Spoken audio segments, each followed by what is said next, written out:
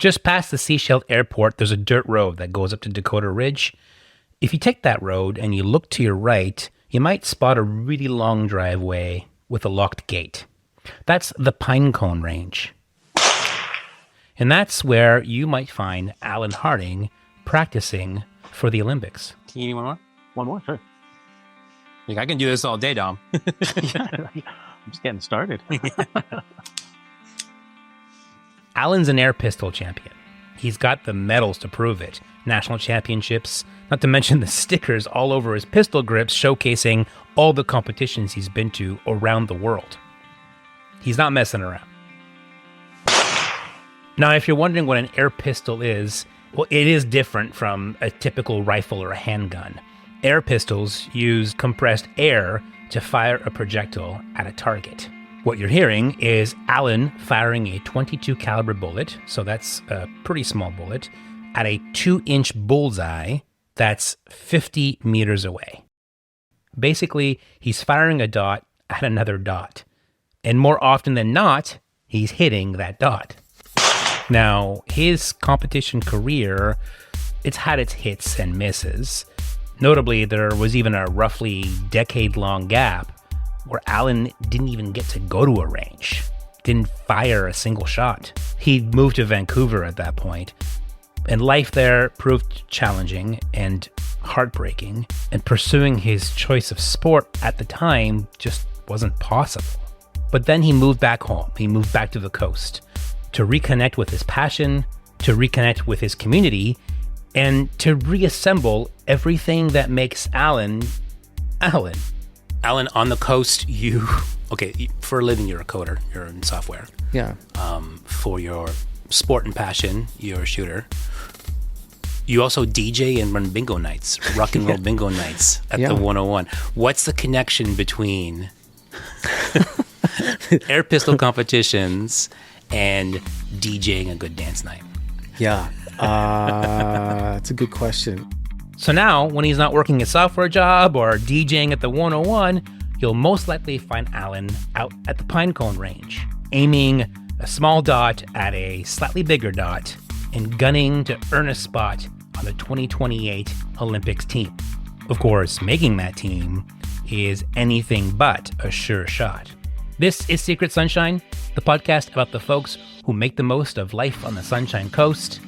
I'm Dominic Girard, and in this episode, Allan shoots his shot.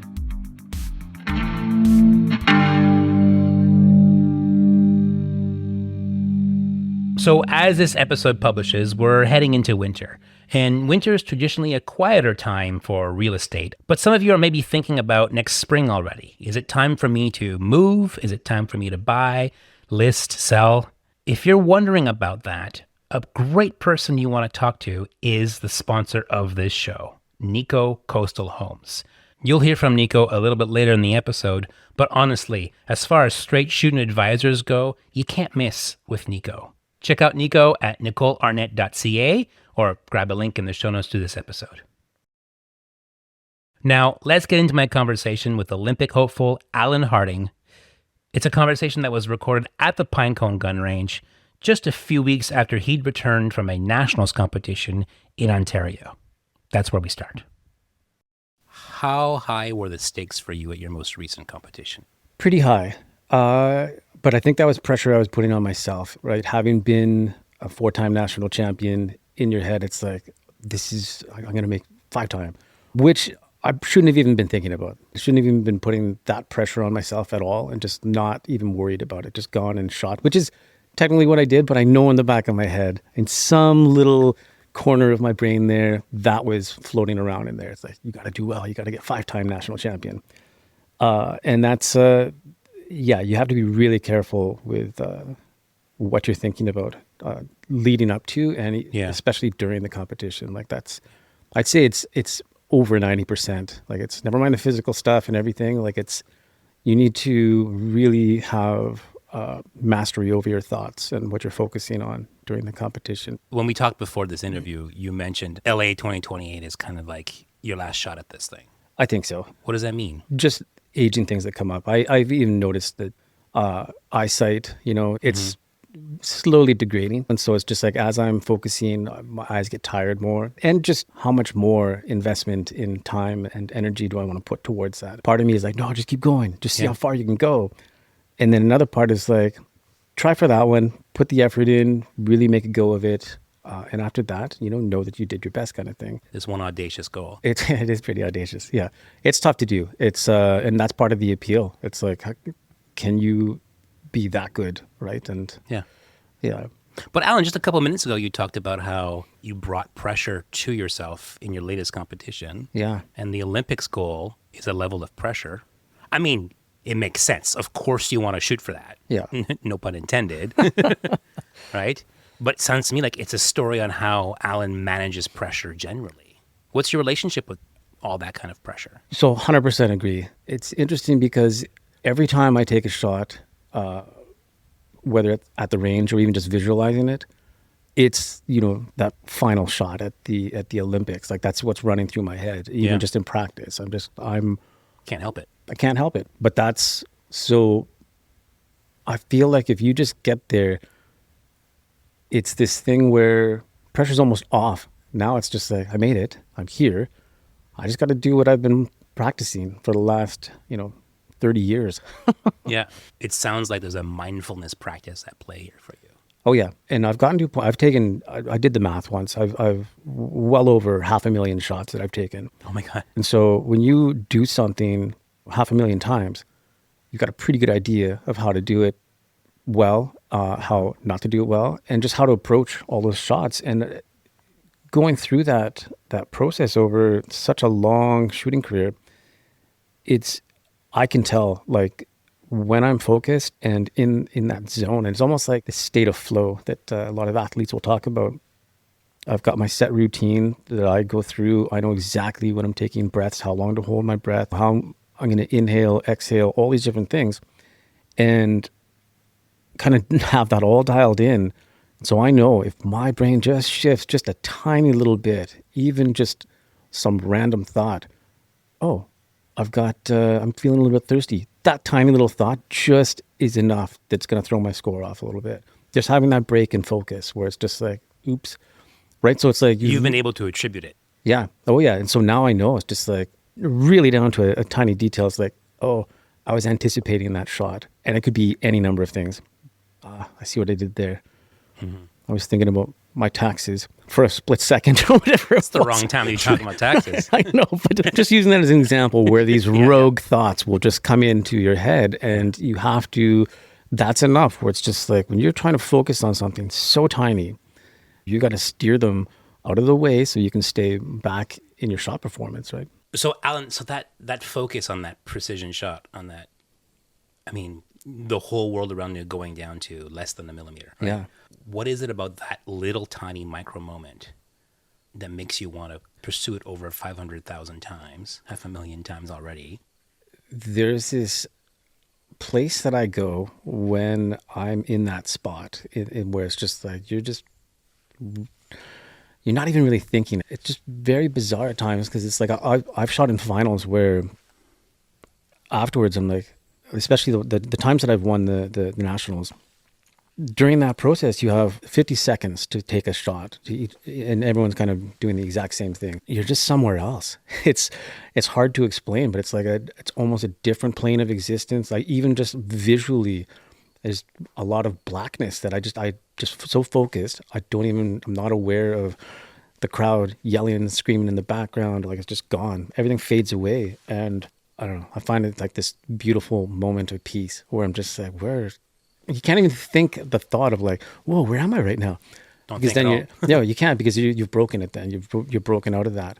But when you're there in that space, it's just, it's awesome. It's hard to describe unless you're there. And I think that's what I end up chasing too, because I know it's just like when you shoot that perfect shot and shoot a 10, it's just like, whoa, I did it, right? It's like, and I think with any sort of individual target sports that can come up, right?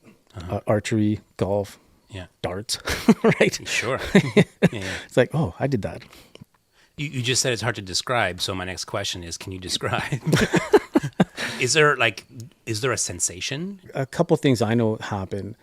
the sights on the firearm that I'm using, all of a sudden they're just massive, right? They just look like the size of billboards and just like so easy. They're just slow moving and it's like, oh, this is not hard at all. Other times I'm like trying to focus. I'm like staring at these tiny, I mean, how am I even going to do this? So you know. Then I know I'm not there. Right. So things like that. And then just your overall, like I wear earmuffs and earplugs when I'm shooting. And when I get super focused, like I can hear almost like the blood kind of flowing through by your ears there and everything. Like there's just something different that happens where you're just like so in tune to your body. So does that mean you're ready, or does that mean you need to take a breath and reset? No, I have to trust that I'm just so focused in that moment. Your perception. Yeah. And just like, let's go. Yeah. Yeah. You were 17 when you first started exploring. I think I was 17. Yeah. Around 17. Yeah. Do you remember what compelled you to want to visit a gun club? My brother got me into it. So he was going to the junior program that was running at the time, and they were shooting here on the coast. Every Tuesday and Thursday night, he's like, "You gotta come. You're gonna love it." And I had no interest at all. I'm like, no, I don't want to do this. We went into the backyard, and he's like, "Okay, take this pellet gun. If you shoot the can, you're coming with me." And he's my younger brother. He's younger by a year, and so I'm like, okay, let me just get him to stop asking me. And so I went and shot, hit the can. I'm like, oh, it's kind of cool. Then what happens? I think he said something like, "You're coming with me." I'm like, okay, fine. Yeah, let's go. And I remember going, learning all the safety rules, all that, and shot a rifle for the first time. Within, I think it was 2 weeks, I'd shot perfect score, like 100. And this is like the Shooting Federation of Canada's recreational target sports program. So were you better than your brother? We were around the same. So because he had been doing it for a little bit longer than me. And you caught up real fast then, it sounds caught up real fast. And then the coach there, my first shooting coach, he was shooting competitively, doing pistol shooting. And he's like, "Let's see what you can do with an air pistol." And so I slowly, made the transition over to that.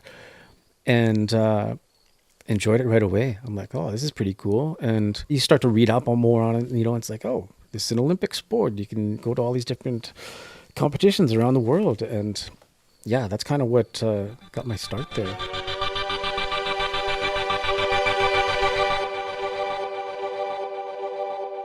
Nico, one of the things Allan and I talk about in this episode is how moving back to the Sunshine Coast, because he's a coaster, grants him a lot more access to a much more quiet shooting range, which is an interesting way of thinking about the things you can do in the Sunshine Coast. Yeah, for sure. I mean, I'm going to add that to the list of things I'll tell people. Hey, you'll have space for X.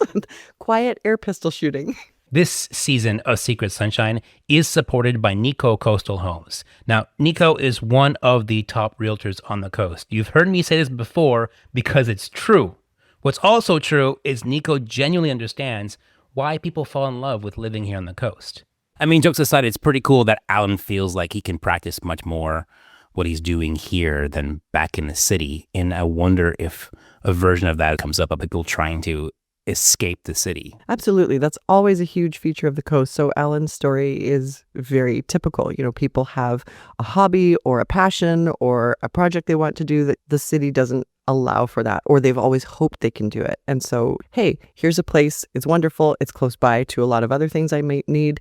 It allows me the space and the place to do the thing I love. That's literally what's happened to you as well with your pottery work, right? Am I right? That's exactly right. The first house we bought here had a big studio in the back, and I was taking pottery, and I really wanted to get more into it. And it became my pottery studio, and it was a huge draw for us. So, I mean, that's definitely one of the things I talk to clients about all the time. Ask them, what are you into? What do you hope to be into? What are your hobbies? Like, let's look at a space that allows you to grow into what you love doing. And it's a huge feature for people. Work-life balance is amazing. So basically what I'm realizing now is you can come to the coast to fire a rifle or fire some clay.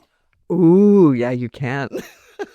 You can fire on all cylinders. Look, if you need a realtor who's always firing on all cylinders, look up Nico at Nico Coastal Homes. Find her at nicolearnett.ca or grab a link in the show notes to the episode.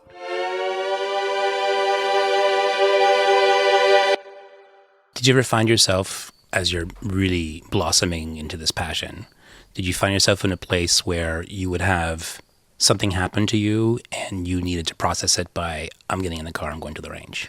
Oh, yeah. Did it ever become like a kind of medicine for you? Yeah, absolutely. Shooting's always been an anchor for me in some way where it's like, sometimes when I say, oh, it's been an anchor for me, I'm thinking in my head, like, yeah, it's going to drag me down. And it's like, no, that's not what I mean. Yeah. It's been something that's just been stable in my life that I could always just go to the range. And even when I left the coast, I lived in the city for 12 years. Living over there, that was something that, when I moved to the city, I stopped shooting for quite a while. Trying to focus on a job and a career, it was always something that's like, okay, it's on the back burner. I'll come back to it in the fall or next year. Never did until 2006 rolls around, and that was a very low point for me. Just so many aspects of my life had just kind of crumbled in some way. Can you tell me about it? Yeah, a little bit. I was in Mexico for a friend's wedding and was busy working on a startup idea. It was not going well. And I won't get into the details of that, but it had taken a huge toll on me. And I remember being in Mexico. I was visiting some family down there. I got an email saying like, oh, your cat. And I had 2 cats in my life at that point, Marvin and Thomas. They were just the best. Got this email, and it was like a thread of them. I'm like, started the first one. It's like, oh, your cat's not doing well. I think he's sick. Didn't think too much of it. Read the next message. Yeah, we're taking him to the vet. Until it basically is just like, he passed away. He had been poisoned by someone. And I was just like, what just happened? In a matter of me just going to an internet cafe at the time and reading through some emails, like my world just changed. And I remember getting home, and within 3 weeks, his brother would just not leave my side. And then one day I just like decided to go outside, and I always let them out. Decided to go outside, never saw him again. Just didn't come back. And I think it's all these different things were happening at once. Startup not going well, in debt, both cats within 3 weeks who were kind of like my best friends at the time in a way. Yeah. They're now gone. And so I'm like, I got to do something. And I remember just like moving some stuff around. I saw my air gun there, and I was like, I wonder if there's still a range out in Richmond. And so looked it up, and sure enough, they were still doing a program out there. And just started practicing again, started shooting. What was your mindset on your drive up to that Richmond range? Like how much you were putting that into, I just need to open this case and fire at a target? So when I go to the range, it's almost meditative at times. And I think that's where I was going through a lot of kind of pain and struggle, and just thought, okay, let's just go and shoot, because it's something that at that point in my life, the way I viewed it is, no one can take that from me. I was good at it before. Let me just go and do this. That's kind of just how I approached it. And but that's how I understand the anchoring metaphor you said earlier, because it sounds like you literally were unmoored to play that through. Yeah, for sure. There had to be a little bit of a like, why did I take 10 years to come back to shooting? Absolutely. Was there? Yeah, oh yeah, for sure. I kind of regret not having stuck with it through. I mean, looking back, I wouldn't have been able to do it. So that break had to happen pretty much regardless. But knowing that some of my friends who continued didn't take that break and have shot at the Olympics, and I'm like, oh, I remember shooting with them at nationals back in mid 90s and things, and now look what they're doing. But like I was saying, it's not something that I intended to go that long. It was always like, this next season in the fall I'll start this, right? And it's just that the city and your life in the city there's just too much going on. It was too complicated. Too much, and you got swallowed up by that part of your life. Yeah, and just career and work and trying to pay bills and things, right? I mean, the idea of going and spending $3,000-4,000 on new equipment, or at that time, it was just like, nope, like unrealistic. I do recall, I think once in 2002, trying to make a comeback and had signed up to go shoot at a competition or something, and ended up unable to. I was in the video game industry at the time, and it was pretty brutal in terms of work-life balance at the time. Notoriously. Oh yeah. Like I remember sleeping under my desk a couple times while I was there, which, I mean, Please tell me the video game you were working on involved guns in some capacity. it did not. That's too bad. That's too bad. No, it did not. No, but still, that took a lot.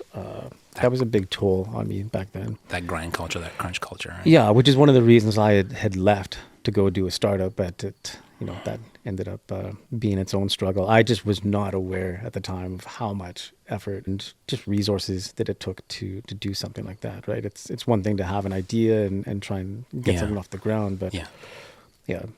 Do I have this right then, that the way you were able to get back into it included choosing to move back to the Sunshine Coast? Is there a one-to-one relationship there? There is, yeah. So 2012, I was competing internationally for Team Canada, traveling quite a bit, and just the expense of everything. Mm-hmm. I was working for a tech company and going down to the Bay Area quite frequently, and started to compete internationally, and those costs were going up, and paying rent in an apartment downtown Vancouver was...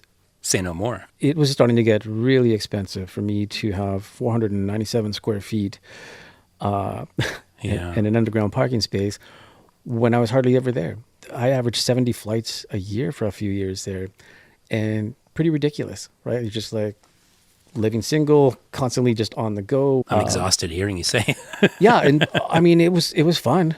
And so just to get back to your question, I looked ahead at what the 2014 World Cup schedule looked like, and I wanted to try and get to 2016 for the Olympics. And I thought, you got to do well at the World Cups, you got to do well at Commonwealth Games. All these different things had a price tag on them. And so when I moved back, I stayed with my parents for 6 months. They were traveling quite a bit, and I just figured I'll just stay in their house and back in my old room. And did that for about 6 months. So you moved back to the coast and moved back to your old room, so you could focus on competition. Yeah, and because the range was closer, right? Like trying to find a range in Vancouver, I had to go all the way to Port Coquitlam, and living downtown in an apartment building, and even just using the elevator and carrying gun cases. It just doesn't, optically, it just doesn't look very good, right? And the vibe's different? Vibe's different, and I started to not enjoy even the idea of someone knowing that I had firearms in my unit, right? So I'm just like, this just doesn't feel good. And then ended up just buying a place over here and realizing like I can work remote, and I've got the luxury of being able to come train at the range here. Right. A lot easier. I guess I wonder about when you go to the range here and you travel, it's ocean, it's trees, it's forest. Yeah. It's less chaotic. Yeah. And I wonder if you've ever thought about whether that environment influences your practice. I think it absolutely does. Yeah. When I would go shoot in Port Coquitlam at the public range there, you've got everyone from, just shooting handguns to big bore rifles, just shotguns, everything. It's just noisy and just chaotic, right? It's not ideal to be training in that kind of situation all the time, because that's not Olympic conditions, right? So coming out here, having that peaceful drive up here, it's like, oh, might have to stop for a deer or something, right? But instead of like, stop and go rush hour traffic to get to Port Coquitlam by 7 a.m. or something some days, just to be there early enough to get a lane. Yeah. You're not going to go there and shoot well in that environment. But now you're back at it again. I have enjoyed the last few years getting back into it with my teammate Stuart. We've competed all over the world together, and we had a team gold in the Netherlands in February there. So yeah, it's nice to be looking forward again, and it's like, okay, let's go LA 2028. Let's figure out what it's going to take. Allan, on the coast, for a living, you're a coder, you're in software. Yeah. For your sport and passion, you're a shooter. You also DJ and run bingo nights, rock and roll bingo nights at the 101. What's the connection between air pistol competitions and DJing a good dance night? Yeah, that's a good question.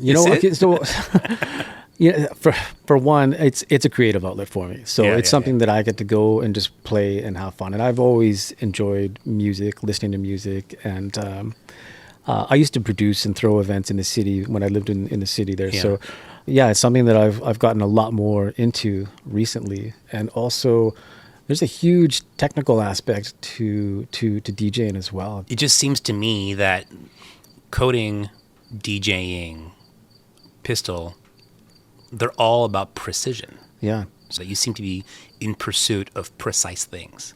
Yeah, there's something beautiful, I think, about something that's precise. I was also thinking, it's like, shooting, coding, DJing. If I'm not wearing headphones, I'm wearing earmuffs or something. Like, maybe that's just the thing. Yeah, it totally is. It's just what you put in your ears. Okay, Yeah. fair enough. A few weeks after we recorded this interview, Allan traveled to Richmond to compete there and took a gold medal. Congrats, Allan. Next up for him are 2 big international events in the Netherlands and Denmark. That's just early in the new year. You can find out more about Allan, including how to support him, by following him on Instagram or checking out his website. I, of course, put links to both of those in the show notes to this episode. Also, in those show notes, a link to Nico Coastal Homes, this podcast's gold medal sponsor. That's it for this episode. The show's theme is by Max Henry. I'm Dominic Gerard, and this is Secret Sunshine. Back at you in just a few weeks, just as soon as I finish baking a sweet little episode for you. See you then.